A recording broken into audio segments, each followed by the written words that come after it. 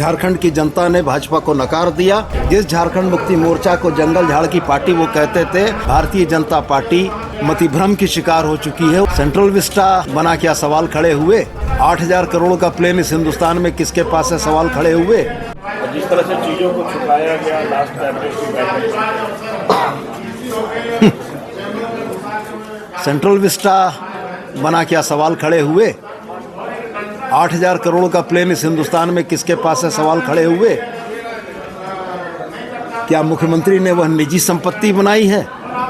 विधायकों के लिए 4 करोड़ के बंगले बने, वो निजी संपत्ति थी। भारतीय जनता पार्टी मतिभ्रम की शिकार हो चुकी है, उसके पास मुद्दे नहीं बचे हैं।